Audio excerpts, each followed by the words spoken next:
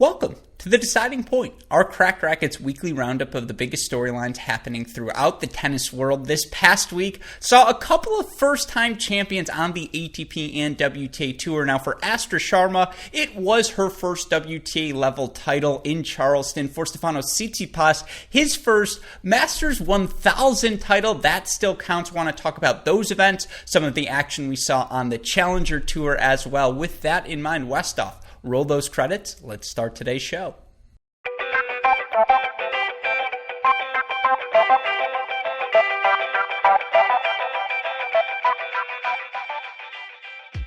I want to talk about some of the non-Tsitsipas-centric results we saw unfold in Monte-Carlo because there were a few that certainly caught my eye. Let's start with Dan Evans, who was 4-13 in his career in ATP-level matches on clay entering the week. He beat Dusan Lajovic, Hubert Hurkacz, Novak freaking Djokovic, and then David Goffin to make his first Masters 1000 semifinal. For that to happen on clay, we're as shocked as anyone here at Cracked Racquets, but you just looked at his discipline, his patience, his willingness to play these physical points, and it makes sense. He's, 31 years old, certainly in the peak of his career, his prime shape physically, and we've seen him play such good tennis really since the start of the 2020 season.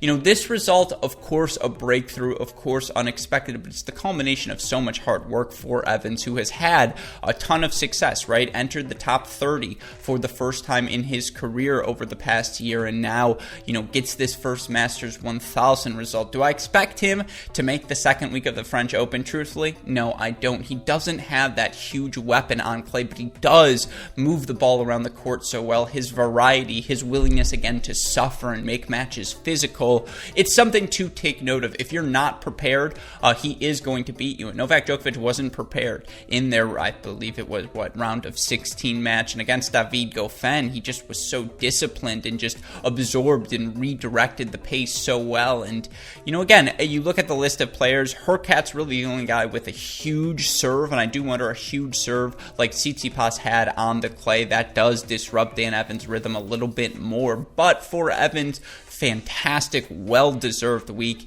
He was outstanding in Monte-Carlo. Of course, he was a semi-finalist. Another finalist in Monte-Carlo was Andrei Rublev, who's now, I believe, your 2021 wins leader on the season with 25 wins. You combine his wins in 2021 with 2020. Significant lead for him. He's got 65 total wins. The next closest are Tsitsipas and Djokovic with 51. He's 14-3 on clay in his last 52 weeks. That includes a loss to Hubert Hurkacz in Rome. He then won the Hamburg title where he beat Tsitsipas, French Open quarterfinals where he lost to Tsitsipas, now Monte-Carlo final where he again loses to Stefanos. Rublev's a former junior French Open champion, and obviously you see someone with his power, you think that's a game that's going to thrive on hard courts, and clearly he has if you look at his results over the past two seasons. But with the weight of his shot, his ability to change direction, I think he's also a sneaky good mover on clay. He's just going to present such a tough out for so many different opponents who are just going to be overwhelmed by the weight of his shot. Again, if you leave anything in the center, it's the kiss of death against him on any surface, but on clay in particular. Now he's moving you around the court, and, it's obvious people are going to target his backhand, but he knows that, and he's so disciplined on that side now. Was a bit worn down in that final, and Stefanos did such a good job of taking it to him, but taking nothing away from Andrei Rublev. Another great week for him. Another great week for Casper Ruud, your other semifinalist on the dirt. For Ruud, the loss to Andrei Rublev, but you look for him now back-to-back semifinals on clay court Masters events. I believe you look for him now since the start of last season. He's 14-6 in his clay court matches, and some of his losses as well coming to guys like Djokovic, like Rublev, like Dominic Thiem at the French Open. Takes a really good player to beat Casper Ruud. That forehand's an absolute weapon. He does such a good job moving his backhand around the court, adding depth to it whenever he gets pressed on that side. Really nice combos as well. Slice out wide on the deuce with the serve to open up the inside-out forehand. He just knows how to play clay court tennis, moves comfortably. He's top 30 for a reason. He's won titles on clay the past two seasons. I expect him to make the French Open second week? Absolutely, if the draw gods present in his favor.